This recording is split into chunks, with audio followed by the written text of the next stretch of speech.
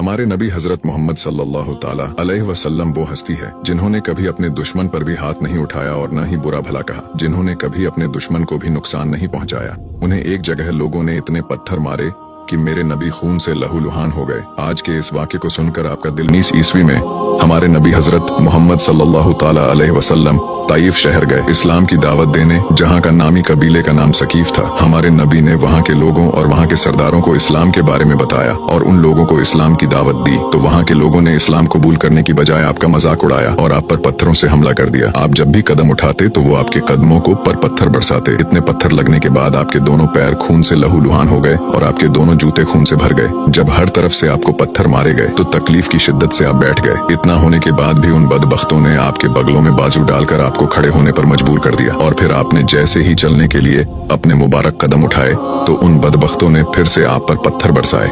साथ ही वो हंस रहे थे और कहे लगा रहे थे। आपके साथ एक सहाबा भी थे जिनका नाम जैद बिन हारिसा था। जब लोग आप पर पत्थर बरसा रहे थे तब जैद बिन हारिसा आपको पत्थरों से बचाने के लिए खुद को उन पत्थरों के सामने कर रहे थे, जिस वजह से वो भी खून से लहूलुहान हो गए। लेकिन इस हालत भी उन्होंने अपने आप की बिल्कुल भी फिक्र नहीं की और नबी को ऐसी हालत में देखकर आपने उन्हें अपने कंधे पर उठाया और दौड़ पड़े। और जब आपको कोई आसरा नजर नहीं आया तो आप मोहम्मद सल्लल्लाहु अलैहि वसल्लम को एक बाग में ले गए और अंगूर की बेल के नीचे लिटा दिया। वो बाग उतबा बिन रबिया का था जो आप सल्लल्लाहु ताला अलैहि वसल्लम का सबसे बड़ा दुश्मन था। जब जैद बिन हारिसा को कोई पनाह नजर नहीं आई तो वो उस बाग में घुस गए। तभी वहाँ उतबा बिन रबिया आ गया, लेकिन जब उसने हमारे नबी को इस हालत में देखा तो उसका दिल भी भर आया और वो अफसोस के साथ कहने लगा कि ये ताइफ वालों ने मोहम्मद का क्या हाल कर दिया। मेरे नबी का ताइफ वालों ने ऐसा हाल कर दिया था कि दुश्मन को भी रहम आ गया। वो दौड़ा गया, एक प्लेट में अंगूर भरकर अपने नौकर से कहने लगा कि ये अंगूर जाकर अल्लाह के नबी को दो और कहना कि तुम्हें रिश्तेदारी की कसम मेरे इस अंगूर को वापस न करना, खा लेना। वो गुलाम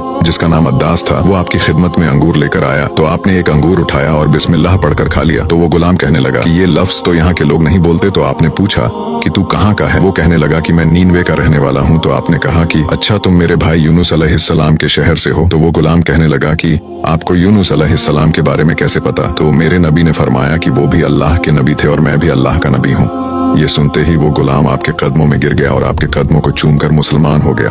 उसी वक्त आप अपना सारा दर्द भूल गए। उसके बाद आपने अल्लाह की बारगाह में ऐसी दुआ की कि सातों आसमान लरज गए और अर्श कांप उठा और फौरन फरिश्तों के सरदार जिब्राइल अलैहिस्सलाम आपकी खिदमत में हाजिर हुए और कहने लगे, ऐ अल्लाह के महबूब, हुक्म फरमाए, मैं अभी 2 पहाड़ उठाकर ताइफ शहर पर पटक दूंगा। आप बस हाँ कर दी। नबी जो पूरी दुनिया के लिए रहमत बनाकर भेजे गए थे, उन्होंने फरमाया कि नहीं, ये न सही, इनकी नस्ल में ही कोई ईमान ले आए। मैं अजाब दिलाने नहीं आया, मैं तो रहमत बनकर आया हूँ। सुभान अल्लाह। ऐसी हस्ती थे मेरे नबी जिन्होंने कभी अपने दुश्मन के बारे में भी बुरा नहीं सोचा। और कुछ बदबख्त लोग मेरे नबी की शान में गुस्ताखी करते हैं। असल में इन लोगों का ही किरदार खराब है। बात थी सूरत यासीन से पहले।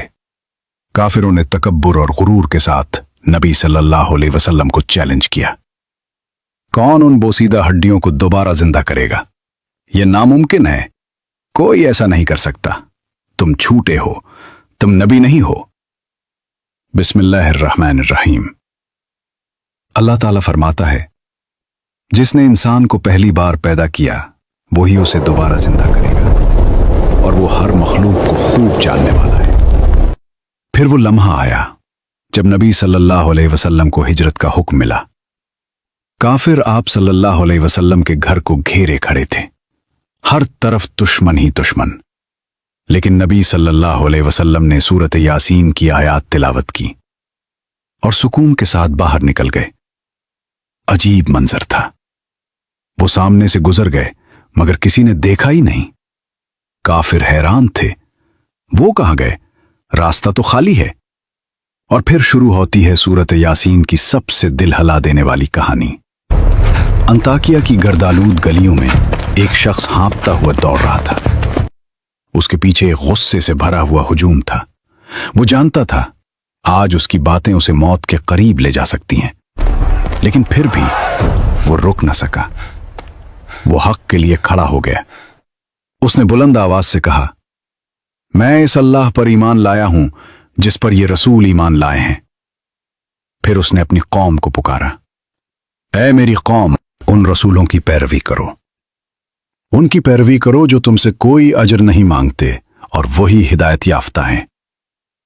आप देख रहे हैं जुल्फ़िकार स्टोरीज, जहां हम कुरान की सूरतों की दिल छू लेने वाली कहानियां बयान करते हैं। अगर आप इस सीरीज को मिस नहीं करना चाहते तो चैनल को सब्सक्राइब करें, वीडियो को लाइक करें और अपने कमेंट्स के जरिए हमारी हौसला अफजाई करें। तो अगर आप तैयार हैं, आइए इस रूह को झंझोड़ देने वाली कहानी का आगाज करते हैं। बिस्मिल्लाहिर्रहमानिर्रहीम।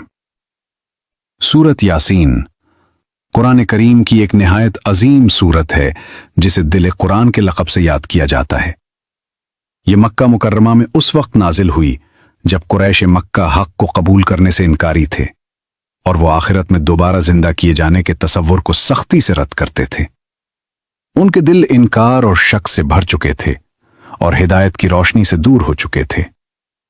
इसी माहौल में अल्लाह ताला ने ये मुबारक सूरत नाजिल फरमाई ताकि इंसान के दिलों में नरमी पैदा हो, सच्चाई को वाज़ेह किया जाए और जिंदगी और मौत की हकीकत को खोल कर बयान किया जाए। इस सूरत में कुल 83 आयात मौजूद हैं और इसका नाम यासीन उन्हीं इब्तिदाई हुरूफ से लिया गया है जो आगाज में आए हैं। मुफस्सिरीन के मुताबिक ये हुरूफ तवज्जो दिलाने और गौर व फिक्र की दावत देते हैं, जबकि बाज़ अहले इल्म इसे नबी करीम सल्लल्लाहु अलैहि वसल्लम के लिए एक खुसूसी खिताब भी करार देते हैं, यानी एक मुअज़्ज़ज़ और बाबरकत पुकार। वल कुरानिल हकीम के साथ अल्लाह ताला हिकमत से भरपूर कुरान की कसम उठाता है, जो इस बात की कतई दलील है कि आगे आने वाला पैगाम सरासर हक और सच्चाई पर मबनी है।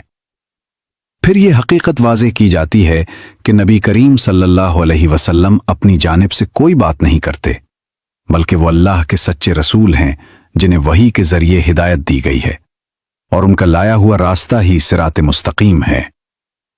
इस सूरत के अहम मौज़ूआत में इंसानी जिम्मेदारियां, वही की हकीकत, तौहीद का पैगाम, अंताकिया के बस्ती वालों का वाक़या जिन्होंने रसूलों को झुटलाया, अल्लाह की कुदरत की निशानियां, मौत के बाद दोबारा उठाया जाना, क़यामत का दिन और जज़ा व सज़ा का निज़ाम शामिल हैं। यहां एक अहम सवाल सामने आता है कि अल्लाह ताला अपनी किताब की या अपने नाम अल हकीम की कसम क्यों बयान फरमाता है। और बज़ाहिर ये बात कुछ लोगों को अजीब लग सकती है कि खालिक़ कायनात को कसम की क्या हाजत है, मगर असल नुक्ता यह है कि कुरान इंसानों की हिदायत के लिए नाजिल हुआ है और इसका अंदाज़े बयान भी इंसानी फहम के मुताबिक रखा गया है। गौर करें, जब हम किसी बच्चे से बात करते हैं तो हमारा अंदाज मुख्तलिफ होता है, अल्फाज सादा किए जाते हैं ताकि वो समझ सके। इसका मतलब ये हरगिज नहीं कि बात करने वाला अपनी हैसियत कम कर रहा है, बल्कि मकसद सिर्फ ये होता है कि पैगाम मुकम्मल तौर पर जहन में बैठ जाए। बिल्कुल इसी तरह अल्लाह ताला कुरान में ऐसा उसलूब इख्तियार फरमाता है जो इंसान के इदराक के करीब हो, और कसम का अंदाज भी इसी हिकमत का हिस्सा है। यहां अल्लाह की कसम इसकी शान को कम नहीं करती, बल्कि इस हकीकत को मजीद वाज़ेह करती है कि जो बात कही जा रही है वो इंतहाई यकीनी और अटल है। जैसे इंसान अपनी बात को मजबूत करने के लिए कसम का सहारा लेता है, इसी तरह यहां मकसद ये समझाना है कि कुरान सरासर हक है और इसमें कोई शक नहीं। फिर इसी तसलसल में फरमाया गया, अला सिरातिन मुस्तकीम, यानी तुम सीधे और दुरुस्त रास्ते पर हो।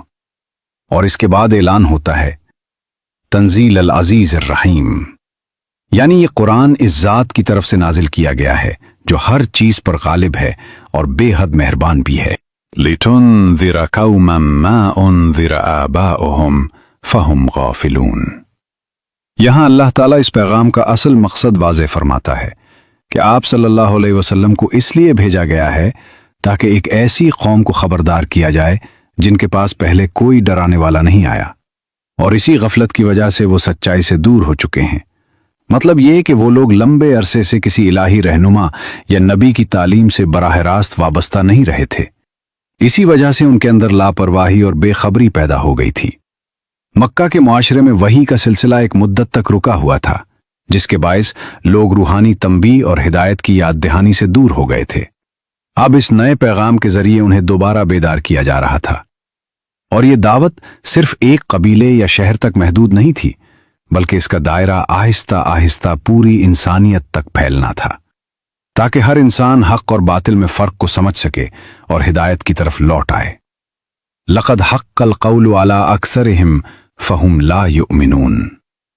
ये आयत एक निहायत संजीदा हकीकत की तरफ इशारा करती है کہ ان لوگوں کی اکثریت کے بارے میں فیصلہ ہو چکا ہے، یعنی وہ اپنی ضد، ہٹ دھرمی اور مسلسل انکار کی وجہ سے ہدایت کو قبول کرنے کی طرف مائل نہیں ہوتے۔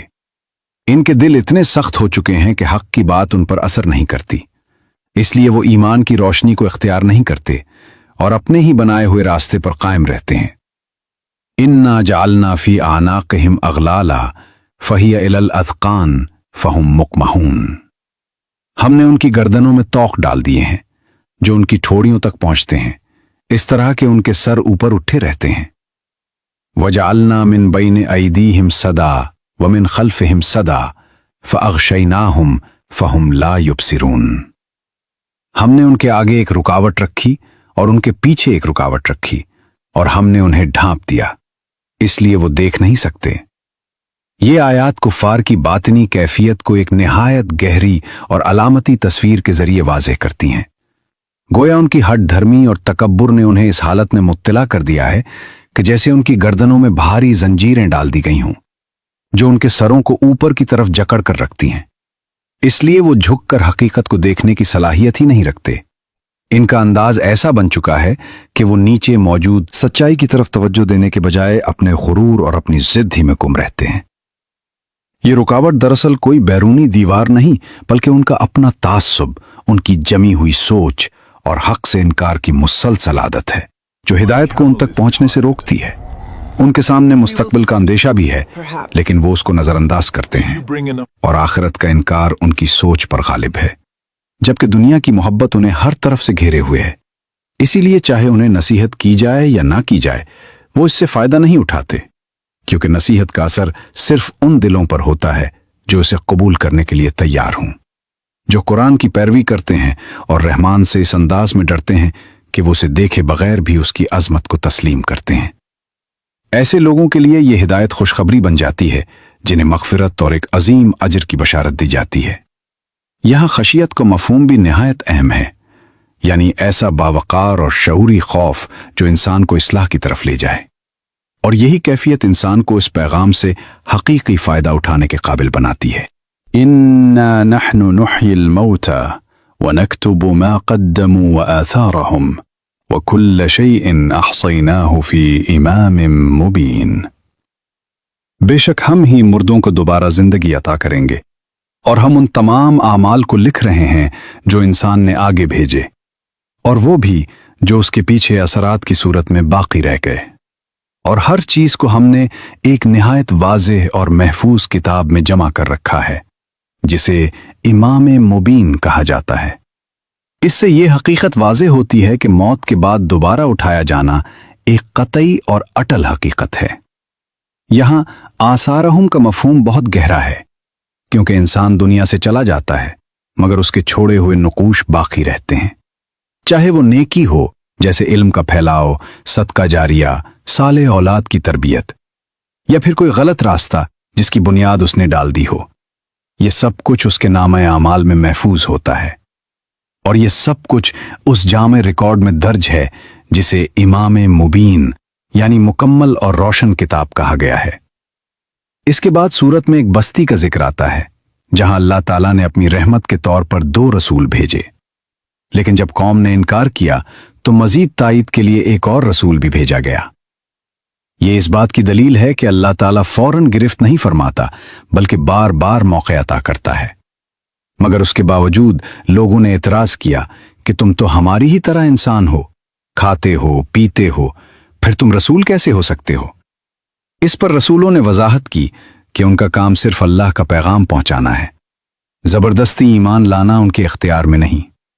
اس دوران قوم نے اپنی مشکلات اور مصیبتوں کو بھی انہی رسولوں سے جوڑنا شروع کر دیا جو دراصل ایک غلط سوچ اور الزام تراشی تھی۔ رسولوں نے صاف فرمایا کہ ان پر آنے والی آزمائشوں کا تعلق ان کی اپنی بدعمالیوں اور حق کے انکار سے ہے، نہ کہ پیغام دینے والوں سے۔ اور اسی واقعے کے دوران ایک شخص شہر کے دور دراز حصے سے آگے بڑھا جسے مفسرین میں عموماً حبیب النجار کے نام سے یاد کیا جاتا ہے۔ اس کا آنا اس بات کی علامت ہے کہ حق ہمیشہ طاقت اور منصب والوں سے نہیں بلکہ سادہ اور مخلص دنوں سے بھی ظاہر ہو جاتا ہے۔ اس نے بڑی مضبوط دلیل دی کہ یہ رسول تم سے کسی دنیاوی فائدے یا بدلے کا مطالبہ نہیں کرتے، اور یہی بات اس حقیقت کو واضح کرتی ہے کہ جو شخص بغیر کسی ذاتی مفاد کے بات کرے اس کی دعوت اخلاص اور سچائی کے زیادہ قریب ہوتی ہے۔ اس مومن نے پوری جرأت کے ساتھ توحید کا دفاع کیا اور واضح کیا کہ حقیقی طاقت صرف اللہ کی ہے، نہ کہ بتوں کی اور نہ ہی ظاہری قوت رکھنے والے انسانوں کی۔ اس نے اپنی قوم کو سمجھایا کہ اگر اللہ کسی کے بارے میں فیصلہ کر دے تو کوئی اسے روک نہیں سکتا، اور تمہارا رب کہہ کر اس نے یہ حقیقت بھی واضح کر دی کہ اللہ صرف ان لوگوں کا رب نہیں جو ایمان لائے، بلکہ انکار کرنے والوں کا بھی خالق اور مالک وہی ہے۔ اس واقعے میں جب وہ مومن دیکھتا ہے کہ حق کا پیغام دینے والوں کو دھمکیاں دی جا رہی ہیں تو وہ انتہائی حوصلے اور استقامت کے ساتھ کھڑا رہتا ہے اور کہتا ہے کہ ہمیں نقصان پہنچانا اللہ کے اذن کے بغیر ممکن نہیں، اور اگر کوئی تکلیف پہنچتی ہے تو ہم اسے اللہ کی مشیت سمجھ کر قبول کرتے ہیں۔ یہ رویہ مکمل توکل اور سپردگی کی ایک اعلیٰ مثال ہے جو ہمیں حضرت ابراہیم علیہ السلام کی یاد دلاتا ہے، جنہوں نے آگ میں ڈالے جانے کو بھی اللہ کے حکم کے سامنے سر تسلیم خم کر کے قبول کیا۔ اس مومن کی قوم نے آخرکار اسے شہید کر دیا، لیکن آیت میں اس واقعے کو براہ راست تفصیل سے بیان کرنے کے بجائے نتیجے کی طرف اشارہ کیا گیا ہے کہ اسے کہا گیا جنت میں داخل ہو جاؤ، اور اسی لمحے وہ شخص یہ دعا یا تمنا کرتا ہے کہ کاش میری قوم جان لیتی کہ میرے رب نے مجھے بخش دیا اور مجھے عزت عطا کی۔ اس کے دل میں اپنی قوم کے لیے غصہ نہیں بلکہ افسوس اور خیرخواہی باقی رہتی ہے۔ یہ ایک ایسا ایمان ہے جو انتقام کے بجائے ہدایت کی خواہش سکھاتا ہے۔ پھر قرآن اس مومن کو حق کی دعوت قبول کرنے والوں کے لیے ایک روشن مثال کے طور پر پیش کرتا ہے۔ اس کے بعد ایک نہایت لرزا دینے والا منظر آتا ہے جہاں اللہ تعالیٰ فرماتا ہے کہ ان کی قوم کو ہلاک کرنے کے لیے نہ کوئی لشکر بھیجا گیا اور نہ ہی اس کی ضرورت پیش آئی، بلکہ صرف ایک زوردار آواز کافی تھی اور سب کچھ ختم ہو گیا۔ اس کے ساتھ یہ افسوسناک جملہ آتا ہے کہ ہائے افسوس ان بندوں پر جب بھی ان کے پاس رسول آئے تو وہ ان کا مذاق اڑاتے رہے۔ یہ قوم خود کو طاقتور سمجھتی رہی، مگر اللہ کے سامنے وہ انتہائی کمزور ثابت ہوئی، اور ایک ہی آواز نے ان کی بنیادیں ہلا دیں۔ وہ ہنسی مذاق میں مبتلا رہے اور اچانک ایسے مٹ گئے جیسے بجھی ہوئی آگ ہو۔ یہاں یہ حقیقت بھی واضح ہوتی ہے کہ اللہ کا عذاب کسی بڑے لشکر کا محتاج نہیں بلکہ ایک لمحہ بھی کافی ہے، اور آخر میں یہ یاد دہانی کرائی جاتی ہے کہ سب انسانوں کو بالآخر اللہ کے سامنے جمع ہونا ہے، جہاں ہر ایک سے حساب لیا جائے گا اور ہر شخص کو اس کے اعمال کے مطابق جزا یا سزا دی جائے گی۔ جو شخص یہ سمجھنا چاہے کہ اللہ کی قدرت کس طرح ہر شے پر محیط ہے، اسے چاہیے کہ اپنے ارد گرد پھیلی ہوئی نشانیوں پر غور کرے، کیونکہ کائنات کا ہر منظر دراصل ایک کھلی دلیل ہے۔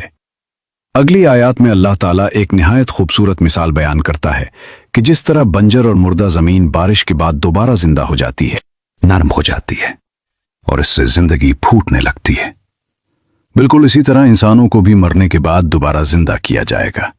یہاں فطرت کا یہ نظام انسان کو قیامت کی حقیقت کی طرف متوجہ کرتا ہے۔ ساتھ ہی یہ بھی واضح ہوتا ہے کہ رزق اگرچہ اللہ کی طرف سے ہے، لیکن اس کے حصول کے لیے انسان کو کوشش اور محنت بھی کرنی پڑتی ہے۔ پھر سوال کیا جاتا ہے کہ کیا وہ لوگ شکر ادا نہیں کریں گے؟ یعنی کیا وہ ان نعمتوں کو دیکھ کر بھی اس ذات کا اعتراف نہیں کریں گے جس نے یہ سب کچھ عطا کیا ہے؟ آگے فرمایا گیا سبحان الذی خلق الازواج کلھا، یعنی پاک ہے وہ ذات جس نے ہر چیز کے جوڑے پیدا کیے، چاہے وہ زمین کی پیداوار ہو، انسانوں کی تخلیق ہو، یا وہ نظام ہو جنہیں انسان ابھی پوری طرح سمجھ بھی نہیں پایا۔ اس آیت میں کائنات کے اندر موجود جوڑوں کے نظام کی طرف اشارہ ہے، جیسے نر اور مادہ، مثبت اور منفی قوتیں، اور قدرت کے بے شمار وہ قوانین جو وقت کے ساتھ انسان پر واضح ہوتے جا رہے ہیں۔ پھر یہی سوال دوبارہ ابھرتا ہے کہ کیا ہم شکر ادا نہیں کریں گے؟ کیونکہ شکر صرف زبان کا عمل نہیں بلکہ غور و فکر اور شعور کا نتیجہ ہے۔ جو انسان کائنات پر غور کرتا ہے وہی اصل میں شکر کی حقیقت کو سمجھتا ہے۔ اس کے بعد اللہ تعالیٰ رات اور دن کی تبدیلی کو एक और अजीम निशानी के तौर पर बयान करता है कि रात भी उनके लिए एक दलील है। हम दिन की रोशनी को खींच लेते हैं और वो अचानक अंधेरे में डूब जाते हैं और सूरज अपने मुकर्ररा रास्ते पर चलता रहता है। ये सब उस जात के मुकर्रर करदा निजाम के तहत है जो कामिल कुदरत और मुकम्मल इल्म रखती है। इसमें यह हकीकत भी पोशीदा है कि जमीन की असल हालत अंधेरा है और रोशनी एक आर्जी निजाम के तौर पर जाहिर होती है। जैसे ही जमीन अपनी हरकत के साथ सूरज की रोशनी से हटती है तो अंधेरा छा जाता है। गोया एक गैर मर्ई कानून इस पूरे निजाम को संभाले हुए है, जो न रुकने वाला है और न बेमकसद है, बल्कि मुकम्मल तरतीब और हिकमत के साथ जारी है। यह बिल्कुल वाज़ेह कर दिया गया है कि रात और दिन के इस निजाम को अल्लाह के सिवा कोई भी नहीं रोक सकता, न कोई उसे बदल सकता है और न ही उसके नज्म को खत्म कर सकता है। इसी से यह हकीकत भी सामने आती है कि हकीकी इबादत और इताअत सिर्फ इसी जात के लिए है जो उस पूरे निजाम को कायम रखे हुए है। फिर अल्लाह ताला अपनी कुदरत की एक और अजीम निशानी सूरज को बयान फरमाता है, जो जमीन के लिए रोशनी, हरारत और जिंदगी का बुनियादी जरिया है और जिसके बगैर इस सैयारे पर जिंदगी का तसव्वुर भी मुमकिन नहीं। अल्लाह ताला ने उसे एक मुकर्ररा और मुनज़्ज़म रास्ते पर चलने वाला बनाया है, जो अपने तयशुदा निजाम के मुताबिक जारी रहता है, न बेतरतीब है और न बेमकसद, बल्कि एक मुकम्मल हिसाब और हिकमत के तहत कायम है। ताहम यह भी हकीकत है कि यह निजाम हमेशा के लिए नहीं, बल्कि एक मुकर्ररा वक्त तक महदूद है, जिसके बाद उसका अंजाम भी उसी जात के हुक्म के तहत होगा जिसने उसे पैदा किया है। यहां इंसान को गौर करने के लिए साइंसी मुशाहिदात भी मिलते हैं कि सूरज और जमीन के दरमियान फासला तकरीबन 150 मिलियन किलोमीटर है। कायनात की उम्र अरबों सालों पर मुहित है और सूरज खुद भी अरबों साल से जलता हुआ एक अजीम तवानाई का मरकज है, जो अपने अंदर बेपनाह हरारत और रोशनी पैदा करता है। इसका हुज्म इस कदर बड़ा है कि इसमें लाखों जमीनें समा सकती हैं। इसका दर्जा हरारत इसकी सतह और मरकज में इंतहाई बुलंद है और यह नाकाबिल तसव्वुर रफ्तार से खला में हरकत भी करता है। इसके अंदर हर लम्हा बेपनाह मिक़दार में मादा तवानाई में तब्दील हो रहा है, जो रोशनी और हरारत की शक्ल में पूरी कायनात में फैलता है। इसके बावजूद ये अजीम तवानाई का मरकज भी एक महदूद निजाम के तहत है और एक वक्त ऐसा आएगा जब इसके अंदर मौजूद ईंधन खत्म हो जाएगा और इसका निजाम बदल जाएगा। इसी तरह यह भी हकीकत है कि सूरज हमारी कहकशां के अरबों सितारों में से सिर्फ एक सितारा है और हमारी कहकशां खुद भी बेशुमार कहकशाओं के एक वसी निजाम का हिस्सा है, जिसकी वुसअत इस कदर ज्यादा है कि इंसानी अक्ल इसे मुकम्मल तौर पर समझने से कासिर है।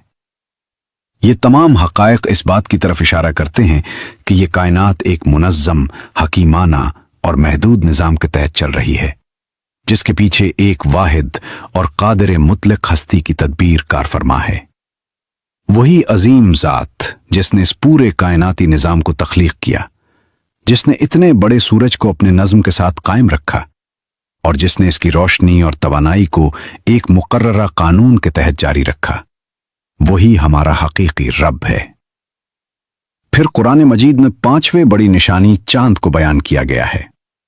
फरमाया गया कि हमने चांद के लिए मंजिलें मुकर्रर कर दी हैं, यहां तक कि वो आखिर में इस हालत को पहुंच जाता है जैसे खजूर की पुरानी, सूखी और टेढ़ी शाख। ये मंजर उसके मुकम्मल जवाल और तब्दीली के निजाम को जाहिर करता है। साथ ही ये उसूल भी वाज़ेह किया गया कि न सूरज चांद को जा पकड़ सकता है और न रात दिन पर सबकत ले जा सकती है, और हर एक अपने अपने मखसूस मदार में तीर रहा है। ये आयात कायनात के इस हैरत अंगेज तवाज़ुन को बयान करती हैं, जहां हर शय एक मुकर्ररा निजाम के तहत हरकत कर रही है। चांद जमीन का करीबी सैटेलाइट है जो रात के वक्त सूरज की रोशनी को मुनकिस करता है और इसी के जरिए जमीन पर रोशनी का एक नर्म और मुसलसल निजाम कायम रहता है। इसका मुख्तलिफ मराहिल इसकी गर्दिश का नतीजा है, जिसमें वो कभी मुकम्मल रोशन होता है, कभी जुज़वी तौर पर, और आखिर में दोबारा एक बारीक हिलाल की शक्ल इख्तियार कर लेता है, जैसे खुश्क खजूर की झुकी हुई शाख। जदीद मुशाहिदात भी इस बात की तायीद करते हैं कि चांद की गर्दिश का रास्ता मुकम्मल दायरा नहीं, बल्कि एक हल्के झुकाव के साथ एक मुनज़्ज़म मदार है, اور اربوں سال گزرنے کے باوجود نہ سورج اور چاند کا نظام ٹوٹا ہے اور نہ ہی رات اور دن نے اپنی حد سے تجاوز کیا ہے، بلکہ یہ سب ایک انتہائی دقیق قانون کے تحت جاری ہے۔ یہی نہیں بلکہ یہی منظم اصول صرف بڑے فلکی اجسام تک محدود نہیں، بلکہ کائنات کی چھوٹی ترین سطحوں تک بھی پھیلا ہوا ہے، جہاں مالیکیولز مسلسل حرکت میں رہتے ہیں۔ ایٹم اپنے اندر موجود ذرات کے ساتھ مخصوص اصولوں کے مطابق گردش کرتے ہیں، اور ہر سطح پر ایک ایسا نظم نظر آتا ہے جو اس بات کی طرف واضح اشارہ کرتا ہے کہ یہ پوری کائنات ایک انتہائی منظم، حکیمانہ اور طے شدہ نظام کے تحت چل رہی ہے۔ کائنات کی ہر حرکت، چاہے وہ عظیم کہکشاؤں کی گردش ہو یا انتہائی باریک ذرات کی مسلسل جنبش، ایک مکمل ترتیب، توازن اور منصوبہ بندی کے تحت جاری ہے، اور یہ حقیقت اس بات کی طرف واضح اشارہ کرتی ہے کہ اس پورے نظام کے پیچھے ایک واحد خالق موجود ہے، جس کا علم، حکمت اور قدرت کسی حد و حساب میں محدود نہیں۔ اسی لیے نہ کوئی نظام ٹکراتا ہے، نہ کائنات میں انتشار پیدا ہوتا ہے، بلکہ ہر شے ایک دوسرے کے ساتھ ہم آہنگ ہو کر چل رہی ہے۔ پھر اللہ تعالیٰ ایک اور نشانی بیان فرماتا ہے کہ انسانوں کے لیے یہ بھی دلیل ہے کہ ہم ان کی نسلوں کو بھری ہوئی کشتیوں میں محفوظ رکھتے ہیں جو پانی پر اطمینان سے چلتی ہیں، اور اسی طرح ان کے لیے دیگر سواریوں کا بھی انتظام کیا گیا ہے۔ اس میں یہ حقیقت بھی پوشیدہ ہے کہ اگر اللہ چاہے تو انسان کو اسی پانی میں غرق کر دے، اور پھر نہ کوئی مددگار ہو اور نہ بچانے والا، مگر اس کی رحمت ہی ہے جو انہیں ایک مقررہ وقت تک مہلت دیتی ہے۔ پانی کی اٹھانے والی قوت، اس کے ذریعے سفر کی سہولت اور محفوظ نقل و حرکت بھی اسی رب کی عطا کردہ نعمتوں میں شامل ہے۔ پھر یہ بھی فرمایا گیا کہ کشتی جیسی دیگر سواریوں پر بھی وہ سوار ہوتے ہیں، جو دراصل ایک وسیع اشارہ ہے کہ مستقبل میں انسان ایسی سواریوں تک پہنچے گا جن میں گاڑیاں، ٹرینیں، ہوائی جہاز اور حتیٰ کہ خلائی سفر تک شامل ہوں گے۔ مگر انسان کو یہ سمجھنا چاہیے کہ ان تمام وسائل پر مکمل بھروسہ نہیں، بلکہ اس ذات پر اعتماد ہونا چاہیے جس نے ان تمام قوانین کو پیدا کیا جن کی وجہ سے یہ سب نظام ممکن ہوا۔ پھر حضرت نوح علیہ السلام کے واقعے کی طرف اشارہ ملتا ہے کہ طوفان کے وقت اللہ نے ایمان والوں کو ایک کشتی کے ذریعے محفوظ رکھا تاکہ انسانی نسل باقی رہے۔ بعض اہل علم اس بھری ہوئی کشتی کو ایک علامتی انداز میں انسانی تخلیق کے نظام سے بھی جوڑتے ہیں، جہاں زندگی کا آغاز ایک محفوظ مرحلے سے ہوتا ہے۔ گویا اللہ کی قدرت ہر مرحلے پر انسان کو ایک تحفظ کے نظام میں رکھتی ہے، چاہے وہ پیدائش سے پہلے ہو یا زندگی کے دوران سفر کے مختلف ذرائع میں۔ لیکن ساتھ ہی یہ حقیقت بھی واضح کی جاتی ہے کہ اگر اللہ کا حکم آ جائے تو کوئی بھی وسیلہ بچا نہیں سکتا۔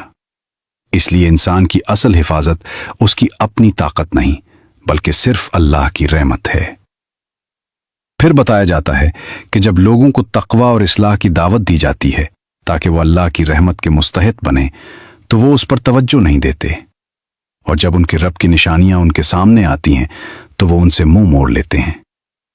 اسی طرح جب انہیں کہا جاتا ہے کہ اللہ کے دیے ہوئے رزق میں سے ضرورت مندوں کو بھی دو تو وہ اہل ایمان کے ساتھ تکبر اور انکار کا رویہ اختیار کرتے ہیں۔ یہ جملہ دراصل اسی ذہنیت کو بے نقاب کرتا ہے جو سماجی ذمہ داری سے بچنے کے لیے تقدیر کا سہارا لیتی ہے، یعنی یہ کہنا کہ اگر اللہ چاہتا تو خود سب کو کھلا دیتا، اس لیے ہمیں خرچ کرنے کی ضرورت نہیں۔ حالانکہ یہ سوچ بظاہر مذہبی لگتی ہے، مگر حقیقت میں یہ بخل اور بے حسی کو ایک جواز دینے کی کوشش ہے۔ قرآن اس طرز فکر کو رد کرتا ہے، کیونکہ اللہ تعالیٰ نے دنیا کو ایک امتحانی نظام بنایا ہے جہاں وسائل بھی آزمائش ہیں اور محرومیاں بھی آزمائش۔ امیر کو اس کے مال کے ذریعے آزمایا جاتا ہے کہ وہ شکر اور سخاوت اختیار کرتا ہے یا نہیں، اور غریب کو اس کی حالت میں صبر اور امید کے ذریعے آزمایا جاتا ہے۔ اسی لیے یہ کہنا کہ اگر اللہ چاہتا تو خود دے دیتا، دراصل انسان کی ذمہ داری کو ختم نہیں کرتا بلکہ اسے مزید واضح کرتا ہے۔ یہ غافل لوگ اپنے ارد گرد پھیلی ہوئی نشانیوں سے بھی سبق نہیں لیتے، نہ نصیحت ان کے دلوں کو نرم کرتی ہے اور نہ آیات ان کی سوچ کو بدلتی ہیں۔ وہ مسلسل غفلت اور انکار میں رہتے ہیں اور جان بوجھ کر حق سے منہ موڑ لیتے ہیں۔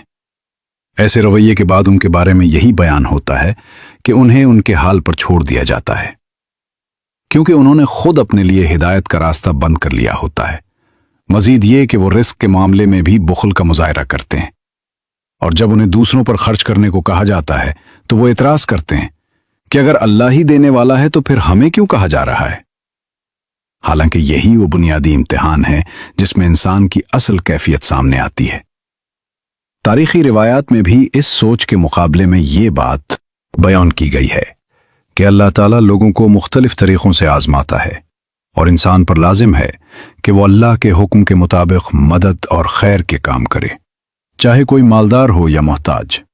اور اسی تناظر میں یہ بھی واضح کیا گیا کہ نیکی اختیار کرنے والے اور سچائی کو ماننے والے افراد کے لیے آسانی اور کامیابی کا راستہ مقرر کیا گیا ہے، جبکہ انکار اور بخل اختیار کرنے والوں کے لیے گمراہی اور تنگی ہے۔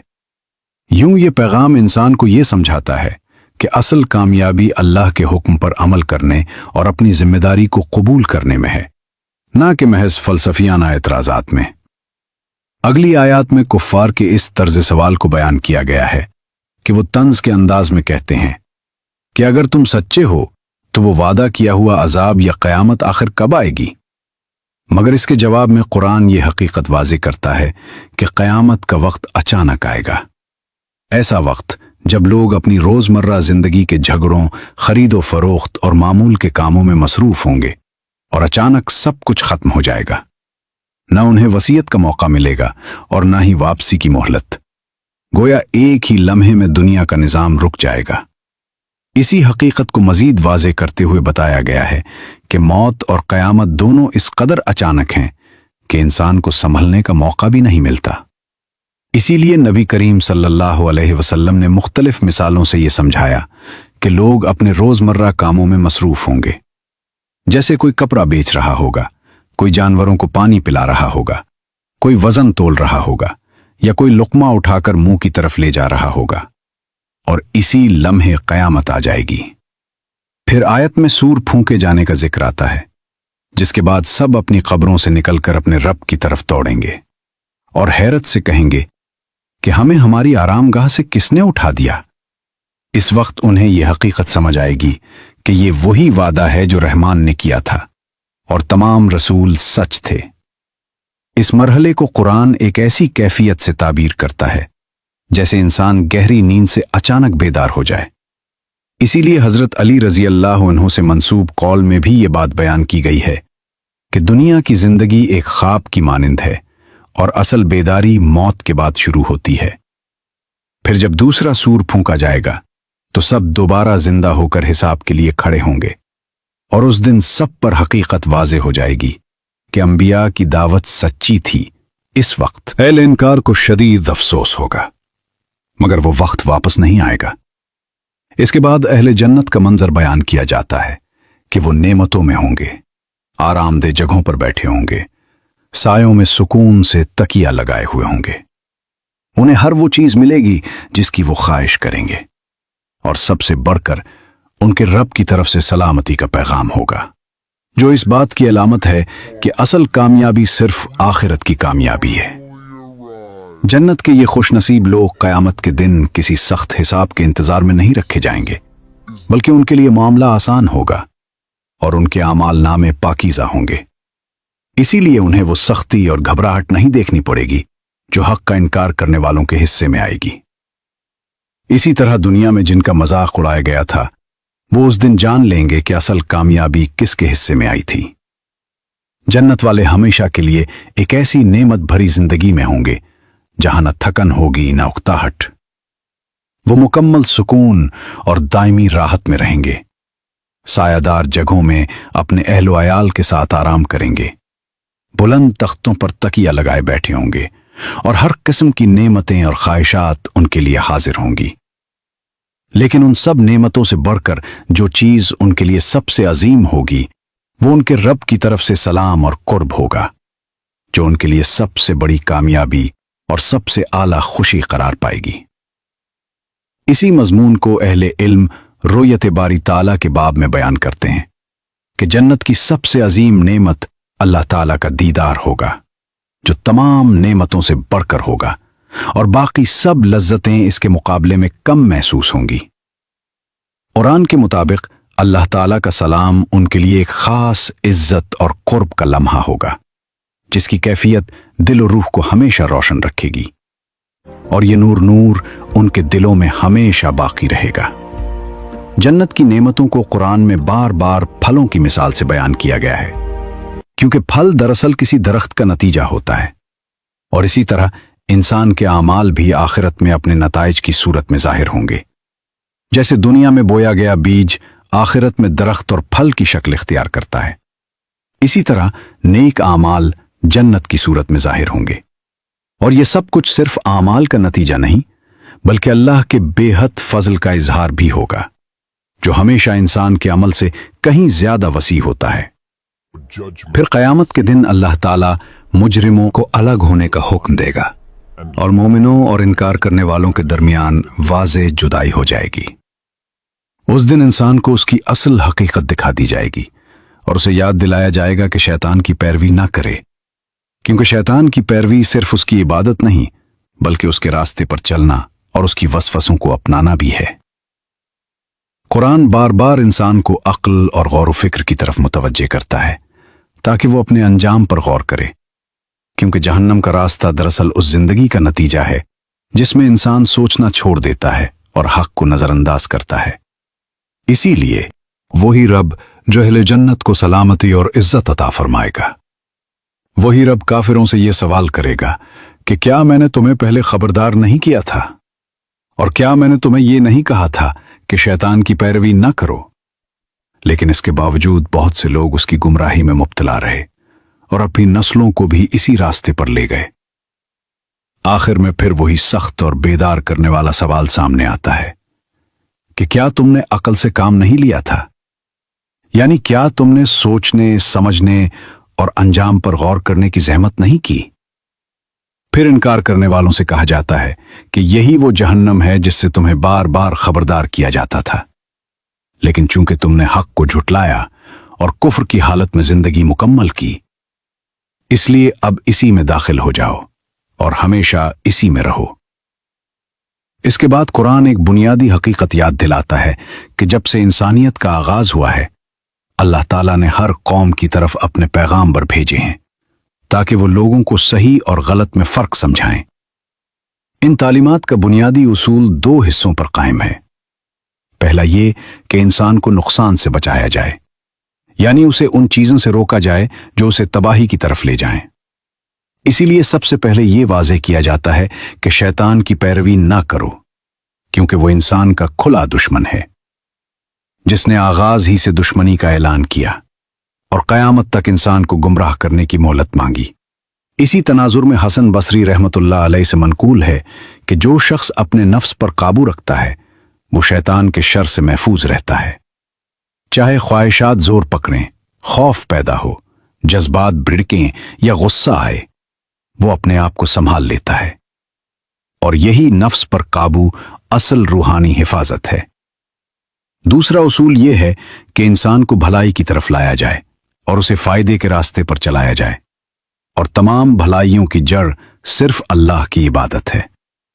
اسی لیے جنت تک پہنچنے کا سیدھا راستہ خالص توحید اور عبادت ہے۔ جو شخص انبیاء کے پیغام کو رد کرتا ہے اور ساتھ ہی اپنی دی ہوئی عقل کو بھی استعمال نہیں کرتا، وہ دراصل وحی اور فطرت دونوں کی ناشکری کرتا ہے، اور جب انسان دونوں کو رد کر دیتا ہے تو اس کا انجام سوائے جواب دہی اور عذاب کے کچھ نہیں رہتا۔ پھر قیامت کے دن ایک ایسا منظر بیان کیا جاتا ہے جہاں اللہ تعالیٰ ان کے منہ پر مہر لگا دے گا تاکہ وہ بول نہ سکیں، لیکن ان کے اپنے ہاتھ بولیں گے، پاؤں گواہی دیں گے، اور ان کے اعضاء ان کے اعمال کی مکمل حقیقت بیان کریں گے۔ اور جیسا کہ سورہ فصلت میں مزید وضاحت ملتی ہے، ان کے کان، آنکھیں اور جلدیں بھی ان کے خلاف گواہی دیں گی۔ وہ حیرت سے اپنی جلدوں سے پوچھیں گے کہ تم ہمارے خلاف کیوں گواہی دے رہی ہو؟ تو وہ جواب دیں گی کہ جس اللہ نے ہر چیز کو بولنے کی طاقت دی، اسی نے ہمیں بھی بولنے کی طاقت دی ہے، اور وہی اللہ انسان کو پہلی بار پیدا کرنے والا ہے، اور اسی کی طرف سب کو واپس لوٹنا ہے۔ وہ لوگ کبھی یہ خیال بھی نہیں کرتے تھے کہ ان کے اپنے اعضاء، ان کے کان، آنکھیں اور جلدیں ایک دن ان کے خلاف گواہی دیں گی، بلکہ وہ اس گمان میں رہتے تھے کہ اللہ تعالیٰ ان کے بہت سے اعمال کو جانتا ہی نہیں، حالانکہ حقیقت اس کے بالکل برعکس تھی۔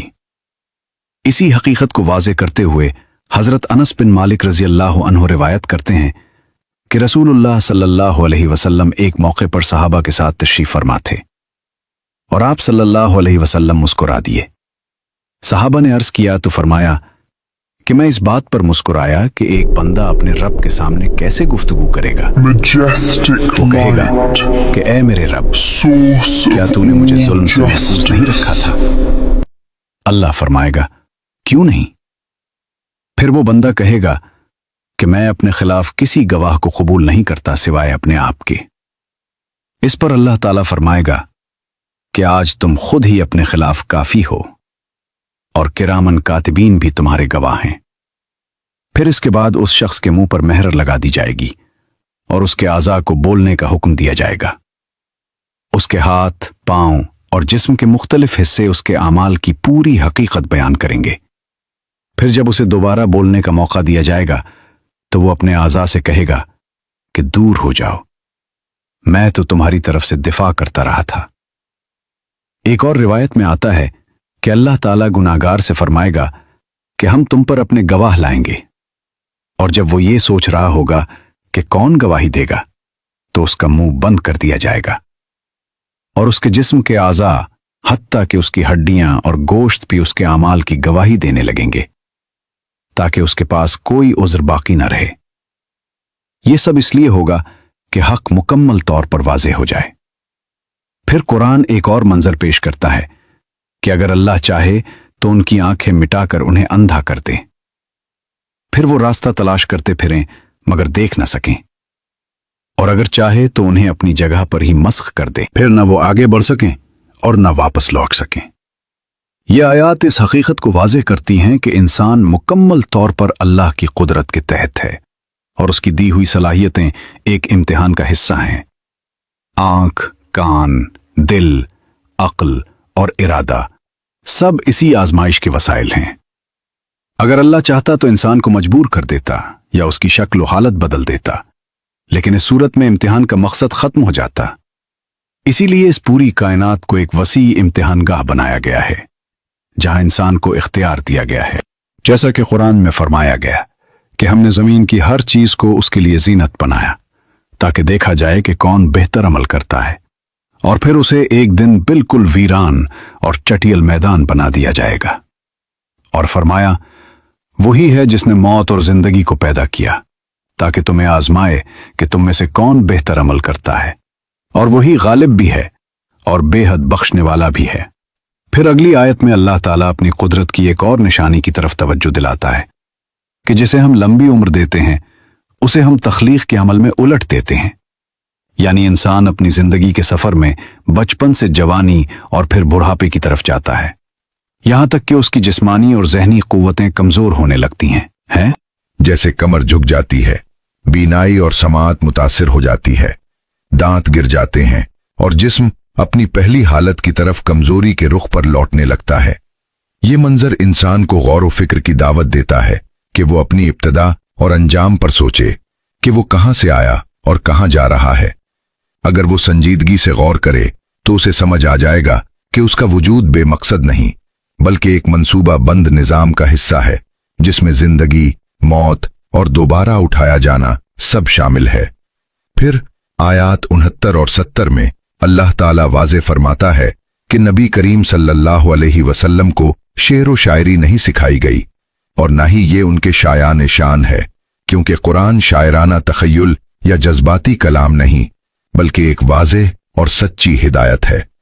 कुफ्फार नबी सल्लल्लाहु अलैहि वसल्लम को शायर कहकर कुरान की हकीकत को कम करने की कोशिश करते थे, मगर अल्लाह ताला उसकी नफी करता है कि ये कलाम महज जज्बात या तखय्युल पर मबनी नहीं बल्कि मुकम्मल तौर पर वही और हकीकत पर कायम है।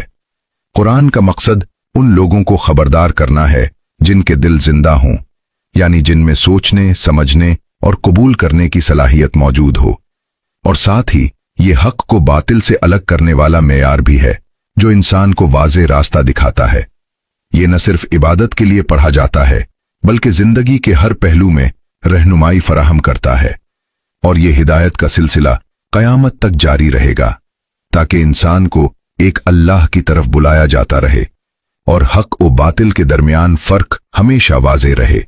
आयात 71 ता 76 में अल्लाह ताला फरमाता है, जिनके दिल जिंदा हों, यानी जिनमें सोचने, समझने और कबूल करने की सलाहियत मौजूद हो, और साथ ही ये हक को बातिल से अलग करने वाला मैयार भी है जो इंसान को वाज़े रास्ता दिखाता है। ये न सिर्फ इबादत के लिए पढ़ा जाता है बल्कि जिंदगी के हर पहलू में रहनुमाई फराहम करता है, और ये हिदायत का सिलसिला कयामत तक जारी रहेगा ताकि इंसान को एक अल्लाह की तरफ बुलाया जाता रहे और हक व बातिल के दरमियान फर्क हमेशा वाज़े रहे। आयात 71 ता 76 में अल्लाह ताला फरमाता है, जैसे कमर झुक जाती है, बीनाई और समात मुतासिर हो जाती है, दांत गिर जाते हैं और जिस्म अपनी पहली हालत की तरफ कमजोरी के रुख पर लौटने लगता है। ये मंजर इंसान को गौर व फिक्र की दावत देता है कि वो अपनी इब्तिदा और अंजाम पर सोचे कि वो कहां से आया और कहां जा रहा है। अगर वो संजीदगी से गौर करे तो उसे समझ आ जाएगा कि उसका वजूद बेमकसद नहीं बल्कि एक मंसूबा बंद निजाम का हिस्सा है जिसमें जिंदगी, मौत और दोबारा उठाया जाना सब शामिल है। फिर आयात 69 और 70 में अल्लाह ताला वाज़े फरमाता है कि नबी करीम सल्लल्लाहु अलैहि वसल्लम को शेर व शायरी नहीं सिखाई गई और न ही ये उनके शायान शान है, क्योंकि कुरान शायराना तखय्युल या जज्बाती कलाम नहीं बल्कि एक वाज़ेह और सच्ची हिदायत है। कुफ्फार नबी सल्लल्लाहु अलैहि वसल्लम को शायर कहकर कुरान की हकीकत को कम करने की कोशिश करते थे, मगर अल्लाह ताला उसकी नफी करता है कि ये कलाम महज जज्बात या तखय्युल पर मबनी नहीं बल्कि मुकम्मल तौर पर वही और हकीकत पर कायम है। कुरान का मकसद उन लोगों को खबरदार करना है। क्या वो नहीं देखते कि हमने अपने हाथों की उदरत से उनके लिए बहुत से जानवर पैदा किए हैं, फिर वो उनके मालिक बन गए हैं और उन्हें आसानी से इस्तेमाल करते हैं। हमने उन जानवरों को उनके काबू में कर दिया है। उनमें से कुछ पर वो सवारी करते हैं और कुछ को वो खाते हैं। उनमें उनके लिए और भी फायदे हैं और उनसे दूध जैसी मशरूबात भी हासिल करते हैं। क्या वो शुक्र अदा नहीं करेंगे? लेकिन इस सब के बावजूद वो अल्लाह के सिवा दूसरों को माबूद बना लेते हैं और समझते हैं कि ये झूठे माबूद उनकी मदद करेंगे, हालांकि ये माबूद उनकी कोई मदद नहीं कर सकते बल्कि ये खुद अपने पुजारियों के मोहताज होते हैं कि वो उन्हें बचाएं। इसलिए ए नबी सल्लल्लाहु अलैहि वसल्लम, आप उनकी बातों से गमगीन न हों। हम जानते हैं जो वो छुपाते हैं और जो वो जाहिर करते हैं। अल्लाह ताला यहां एक अजीम नेमत याद दिलाता है, जानवर। इसने उन ताकतवर मखलूकात को इंसान के लिए ताबे बना दिया। इंसान उन पर सवारी करता है, उनका गोश्त खाता है, उनका दूध पीता है और उनके ऊन और बालों से कपड़े, कालीन और घरेलू सामान बनाता है। जानवर इंसान की बुनियादी जरूरियात पूरी करते हैं, लेकिन नाशुक्रे लोग फिर भी उन नेमतों की कदर नहीं करते। इसके बजाय वो ऐसी चीजों की इबादत करते हैं जो उन्हें कोई फायदा नहीं दे सकती। ये कितनी गैर माकूल बात है कि इंसान खुद अपने हाथों से अपने बुतों को खिलाता है, साफ करता है, उनकी हिफाजत करता है और उनकी तशहीर करता है, और फिर भी यकीन रखता है कि ये बेजान मूर्तियां उसकी मदद करेंगी। ये बुत तो खुद अपने ऊपर बैठने वाली मक्खी को भी नहीं हटा सकते। अगर कोई मक्खी उन पर लगे हुए शहद को चाट ले तो ये उसे भी नहीं रोक सकते। जो खुद अपनी मदद नहीं कर सकते वो दूसरों की क्या मदद करेंगे? इसलिए अहले ईमान, खुसूसन नबी सल्लल्लाहु अलैहि वसल्लम को चाहिए कि उन जाहिल लोगों की बातों से गमगीन न हो। उनका मजाक उड़ाना दावत दीन को कमजोर न करे। मोमिनों का काम है कि वो दीन को फैलाएं, इस पर अमल करें और उसे महफूज रखें, पूरे सब्र और साबित कदमी के साथ। ये 3 आयात इंसान को गौर व फिक्र की तरफ ले जाती हैं। क्या इंसान ने गौर नहीं किया कि हमने उसे एक ही कतरा आब से पैदा किया, फिर वो अचानक खुला दुश्मन बन जाता है। इंसान अपनी ही तख्लीक को भूल जाता है और मिसालें देने लगता है। उन बोसीदा हड्डियों को कौन जिंदा करेगा? कह दो, वही उन्हें दोबारा जिंदा करेगा जिसने पहली बार पैदा किया था, और वो हर किस्म की तख्लीक को खूब जानता है। ये सूरह का सबसे मजबूत अक्ली दलाइल में से एक है।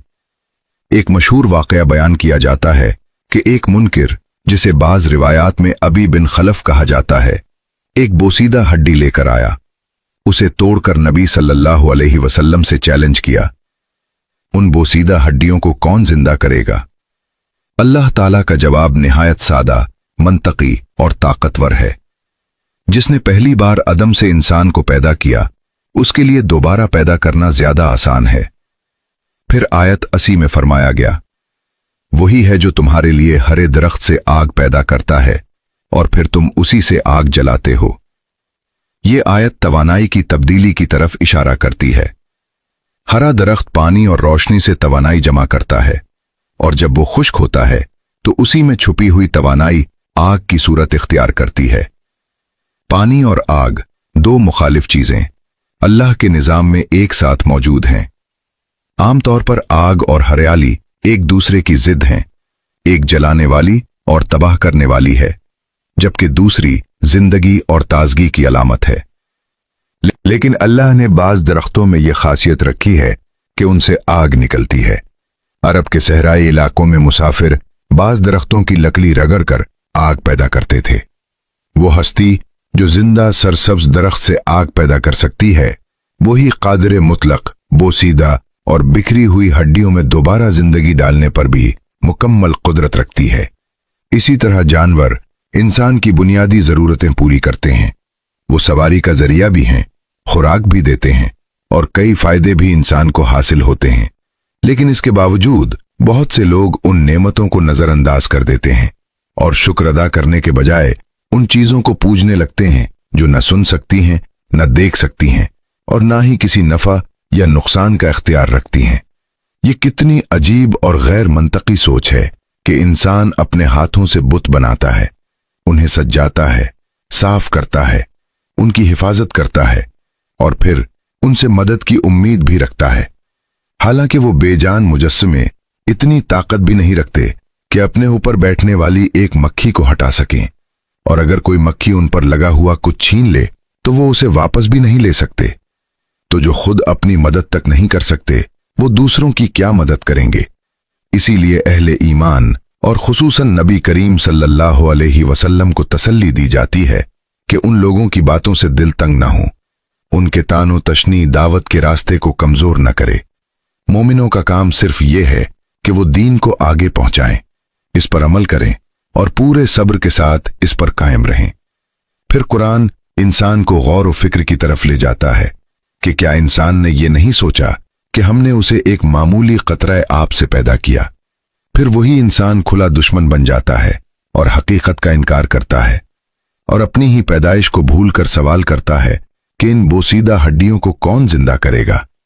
इसे जवाब दिया जाता है कि वही जात उन्हें दोबारा जिंदा करेगी जिसने पहली बार उन्हें अदम से वजूद दिया था, क्योंकि वो हर तख्लीक को मुकम्मल तौर पर जानने वाला है। फिर एक वाकया की तरफ इशारा किया जाता है कि एक मुनकिर शख्स बोसीदा हड्डी लेकर आया और नबी करीम सल्लल्लाहु अलैहि वसल्लम से सवाल किया कि कौन उन बिखरी हुई हड्डियों को दोबारा जिंदा कर सकता है। इसके जवाब में वाज़ेह हकीकत बयान की जाती है कि जिसने पहली बार पैदा किया, उसके लिए दोबारा पैदा करना बिल्कुल आसान है। इसके बाद अल्लाह ताला अपनी एक और निशानी बयान करता है कि वो सब्ज दरख्त से आग पैदा करता है और इंसान उसी से आग हासिल करता है।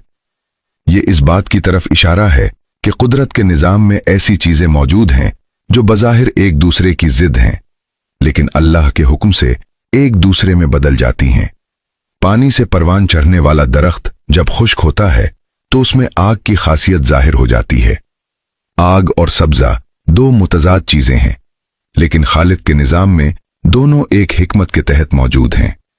बाज़ औक़ात इंसान इसी लकड़ी को रगड़कर आग पैदा करता है और इसी हकीकत से ये सबक मिलता है कि जो हस्ती इस निजाम को चला रही है वही मौत के बाद जिंदगी देने पर भी कादिर है। यहां तक ये भी समझा जाता है कि जमीन के नीचे मौजूद तवानाई के ज़खायर भी इसी कुदरती निजाम का हिस्सा हैं। फिर आखिर में अल्लाह ताला फरमाता है कि जिसने आसमानों और जमीन को पैदा किया, क्या वो इंसान को दोबारा पैदा नहीं कर सकता? क्यों नहीं?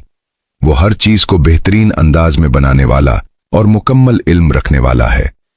और जब वो किसी काम का इरादा करता है तो सिर्फ ये कहता है कि हो जा, तो वो फौरन वजूद में आ जाता है। वो हर ऐब और हर शरीक से पाक है इसी के हाथ में मुकम्मल इख्तियार है और आखिरकार सबको इसी की तरफ लौटना है। अल्लाह ताला को तख्लीक के लिए किसी मादे, किसी जरिए या किसी वक्त की मोहताजी नहीं। इसके लिए सिर्फ एक हुक्म काफी है कि वो फरमाता है हो जा, और वो चीज फौरन वजूद में आ जाती है। ये हकीकत अल्लाह की बेमिसाल, फौरी और कामिल कुदरत को वाज़े करती है। वो ज़ात जिसने आसमानों और ज़मीन को अदम से वजूद बख्शा, इसके लिए ये भी कोई मुश्किल नहीं कि वो क़यामत तक इंसानों को नस्ल दर नस्ल पैदा करता रहे और फिर उन सब को मौत के बाद दोबारा जिंदा कर दे। वो हर लम्हा बेशुमार मखलूकात को पैदा करता है और बेशुमार वाक़यात उसी के इल्म और इरादे से वजूद में आते हैं। इसकी बादशाही में कोई चीज इत्तेफाक या हादसा नहीं। हर चीज एक मुकम्मल और लामहदूद इल्म के तहत होती है। जब वो किसी काम का इरादा करता है तो उसे न किसी इजाजत की जरूरत होती है, न किसी इंतजार की, न किसी मदद की। वो बस हुक्म देता है और वो हकीकत बन जाती है। और एक दिन ऐसा भी आएगा जब वो हमें पुकारेगा कि मेरे पास लौट आओ। उस वक्त न कोई इंसान इसके हुक्म को टाल सकेगा और न कोई ताकत उसके फैसले को रोक सकेगी। जिस तरह हम उसके हुक्म से पैदा हुए और उसके हुक्म से मौत को पहुंचते हैं, इसी तरह हम उसी के हुक्म से दोबारा जिंदा किए जाएंगे। सूरत का इख्तिताम अल्लाह की मुकम्मल बादशाही यानी मलकूत के तसव्वुर पर होता है, यानी हर चीज उसी के इख्तियार में है, हर चीज उसी की मिल्कियत है और हर रूह को आखिरकार उसी की तरफ लौटना है। ये इख्तितामी पैगाम सूरत यासीन के दो बुनियादी उसूलों को मजबूत करता है, तौहीद यानी अल्लाह की वहदानियत और आखिरत यानी मौत के बाद दोबारा जिंदगी। इसी के साथ ये गुफ्तगू मुकम्मल होती है और ये पैगाम इंसान को गौर, ईमान और अमल की तरफ बुलाता है।